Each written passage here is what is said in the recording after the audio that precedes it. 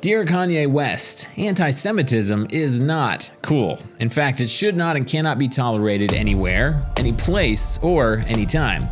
Let me explain. The definition of anti-Semitism is hostility to or prejudice against Jewish people. In other words, Jew hatred. Some people have stood up for you and said that your public statements against the Jews weren't real, or you didn't know what you're talking about, or you didn't really mean it.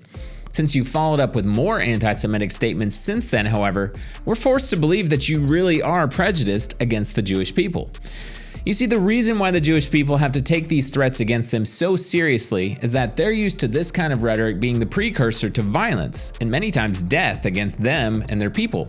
Regardless of whether or not you meant actual violence against Jews when you tweeted DEFCON 3 on the Jews, your hateful speech may very easily lead to actual violence against Jews.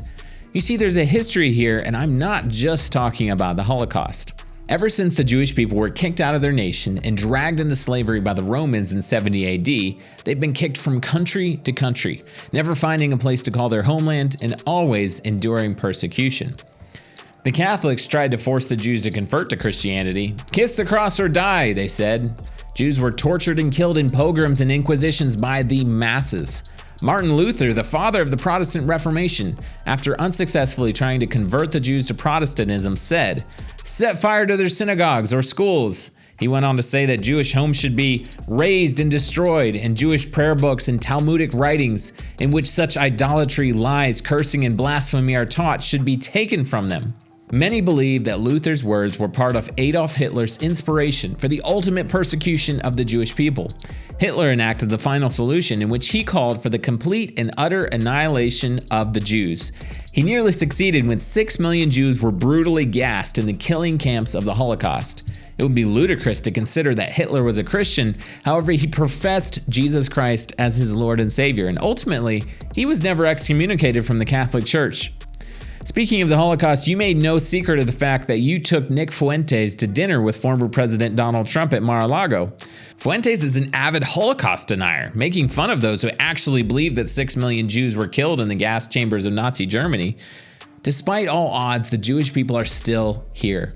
Less than a century after the devastation of the Holocaust, the Jewish people are not only still alive, but they are thriving inside their own nation in the land of Israel.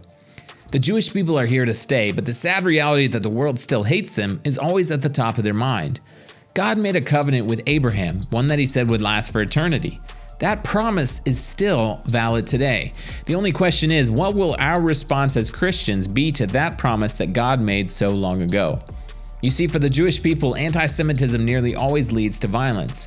And for the Jewish people, violence nearly always leads to Jews dying, whether in Israel or America. It's been happening for the last 2,000 years and unfortunately continues to happen today. For people who profess to be Christians, is it any wonder that the Jewish people don't trust us? When we spew vile statements and associate ourselves with Holocaust deniers, is it any wonder that the Jewish people don't brace themselves for more violence and hate against their land and people? So the decision is up to us. Will we join our forefathers, whether from the Catholic Church or from Protestantism, who blamed, spewed hatred, condemned, tortured, and ultimately killed the Jewish people? Or will we go against the rising tide of anti-Semitism, take an unpopular stance, and align ourselves with the Bible, the God of Abraham, Isaac, and Jacob, and the promise that God made to a nation and a people? The Jewish people have stood the test of time, and no matter what, they will not only survive, they will thrive. The only question is, will we stand with them? The choice is ours. Hi guys, my name is Luke Hilton from the Israel Guys Network. If you want to see more of our content, including weekly podcasts, weekly videos, news from Israel, articles, make sure you subscribe to this channel and hit the notifications bell. I'd love to hear what you think about this topic. Get the conversation going down below. And if you want to find out more about what we do, go to theisraelguys.com. Thanks so much for watching.